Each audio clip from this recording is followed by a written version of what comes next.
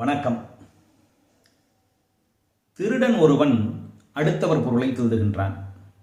அந்த திருட்டை தடுக்க வேண்டிய காவலனும் அடுத்தவர் பொருளை திருடுகின்றான் என்று வைத்துக் கொள்வோம்.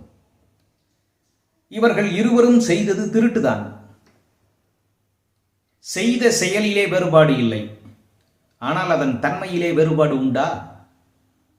வள்ளுவர் கூறுகின்றார், இருக்கிறது. திருட்டை தடுக்கக்கூடிய பணிக்கு நியமிக்கப்பட்ட காவலன் திருடுவது திருடன் செய்த செயலையும் விட கொடுமையானது, அதிக தண்டனைக்கு உரியது என்கிறார். அதைப்போல உலகத்திற்கு தன்னை பற்றில்லாத துறவியாக ஆசைகளை எல்லாம் விட்டுவிட்டவராக காட்டிக்கொண்டு, ஆனால் உள்ளத்திலே ஆசையை அப்படியே தேக்கி வைத்துக்கொண்டு வெளிவேஷம் போடக்கூடியவர்கள் இருக்கிறார்களே, அந்த துறவிகள் வஞ்சகர்களை காட்டிலும் கொடியவர்கள் என்கிறார் வள்ளுவ பெருந்தகை. இன்றைக்கு உலகத்திலே இருக்கக்கூடிய நிலையே இப்படித்தான். தேசபக்தி தேசபக்தி என்று பேசக்கூடியவர்களினுடைய மறுபக்கம் நாட்டை காட்டி கொடுப்பதாக இருக்கிறது. பற்றுகளையெல்லாம் துறந்து இறைவனை பற்றினேன் என்று சொல்லக்கூடியவர்களினுடைய அகவாழ்வு அவ்வளவு அசிங்கமானதாக இருக்கிறது. நாட்டுக்காக அனைத்தையும் துறந்த காந்தி, நேரு போன்றவர்கள் நாங்கள் நாட்டுக்காக உழைத்தோம் என்றெல்லாம் என்றைக்கும் சொல்லிக் கொண்டதில்லை.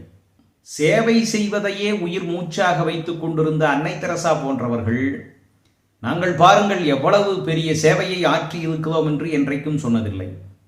அவ்வளவு ஏன், 10,000க்கு மேற்பட்ட கவிதைகளை எழுதிய கவி சக்கரவர்த்தி கம்பன் தன்னை மாபெரும் அறிஞன் என்று கூறிக்கொண்டதில்லை.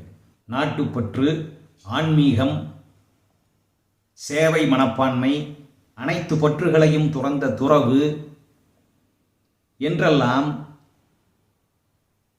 வெளியில் பேசிக்கொள்பவர்கள் உண்மையில் அந்த நிலையில் இல்லாமல் இருந்தால் அவர்கள் வஞ்சகர்களை காட்டிலும் கொடியவர்கள் என்கிறார் வள்ளுவ பெருந்தகை.